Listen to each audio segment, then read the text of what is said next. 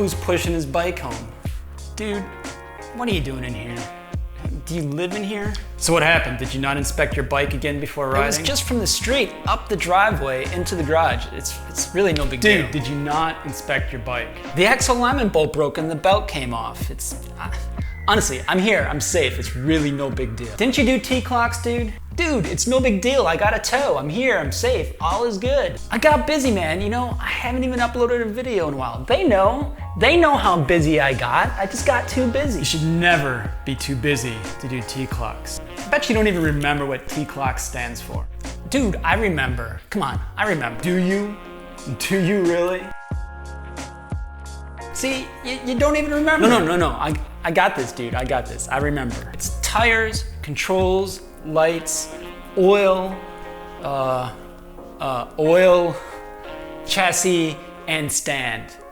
See, I remember. You still didn't do it, man. Maybe you should explain what happened and go through T-CLOCS with our friends here, Dude, you ever hear the phrase, you can catch more flies with honey? Come on, dude. You know, some troll is probably gonna rip you a new one because of that comment right there. You know that, right? Whatever, dude. All right. Just get on with explaining what happened and talk about T-CLOCS.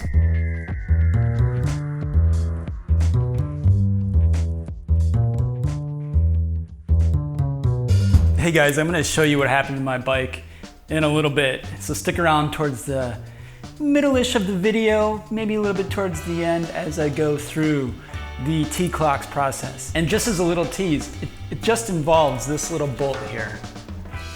That's it. So stick around. But if you're new here, my name's Joe. I love talking about motorcycles, taking you along in my travel adventures, and talking about how freaking amazing life is. If you like any one of those three things, go ahead and click on that subscribe button. And if you want to be notified when I do upload these videos, go ahead and click on that bell icon. Had I done T-CLOCS on a regular basis, I would not be in the position that I'm in. But you saw me getting a tow and pushing my bike up my driveway. I'll put in the description a T-CLOCS documented provided by the Motorcycle Safety Foundation. It's pretty extensive. I'm not going to go through every little detail of that document here, but definitely check it out in the description and download it for your own use. Now, how often you do T-CLOCS is completely up to you. If you're washing your bike on a regular basis, you're really getting into the nooks and crannies and actually inspecting it as you wash. Tony Cox recently had a video on washing your bike, and he wipes down his bike after every ride. That's something I'm gonna start doing.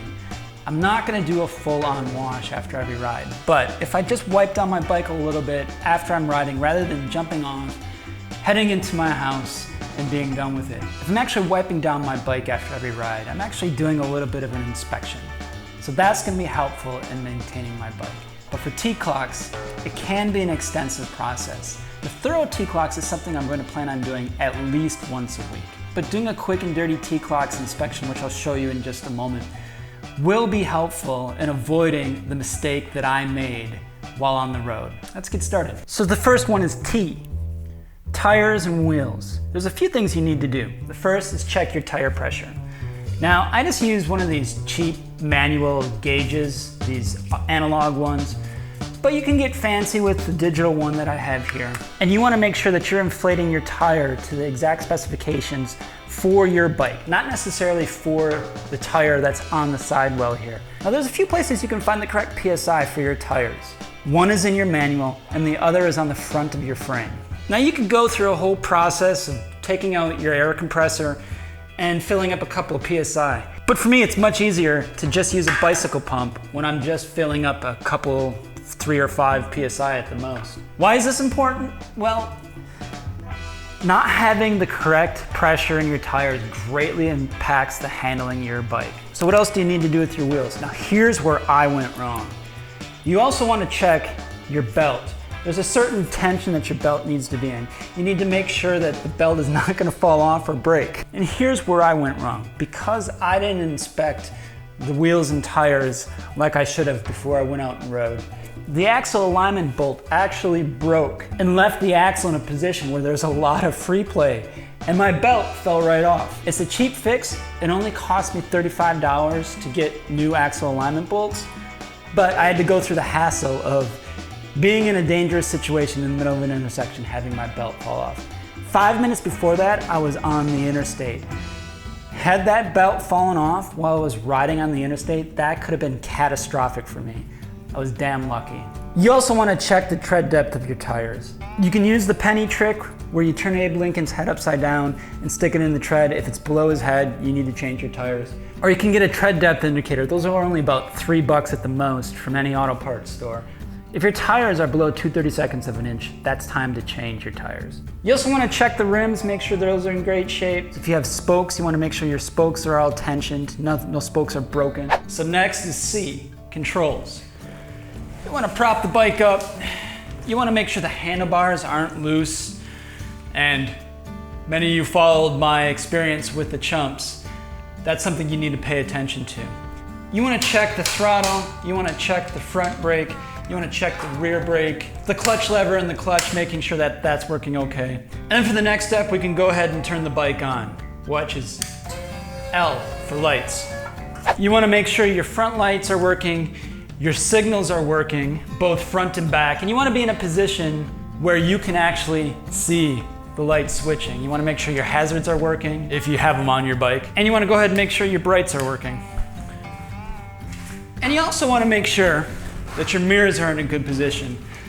They're not broken, they're not loose. Those of you that own Iron 883s know very well some of the issues that you have when you have your mirrors stock up top. And having them below, it's still kind of difficult to see, but you can position them in good spots so you can still be able to see behind you. Make sure your mirrors are okay. I can't tell you how many times that I've worried about cagers hitting me in the back, too busy looking at their cell phones. Having your mirrors set up just right so you can be in a position to get out of danger is super important. So next is O for oil and other lubricants. This is an air-cooled Harley, so obviously I'm not going to check any coolant, but if your bike is water-cooled, check your coolant levels. I'm going to check the oil level in this bike, but you should be checking your oil levels hot, which means you should be checking your bike after it's been running at idle speed.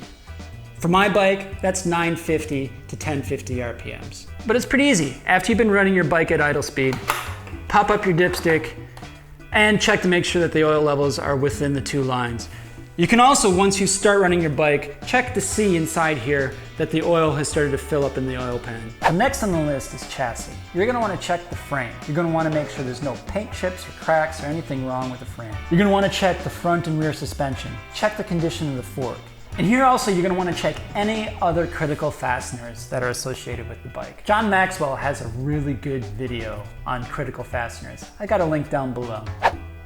Oh, geez, I'm getting too old for this. Finally, S, stand. You wanna make sure that the stand is in good condition, it's operating properly, it's not bent, the spring has good tension. If it's squeaking a little bit too much and it's annoying to you, go ahead and lubricate it. But critically, you want to make sure that's holding the bike up. So that's it, guys. That's T-CLOCS. It's really not that hard of a process, and it actually goes pretty quick once you know what you're doing and once you know what you're looking for. Embarrassingly, I had not done a T-CLOCS inspection in 4 weeks, and I kept riding. And you saw the result of that. Learn from my mistake.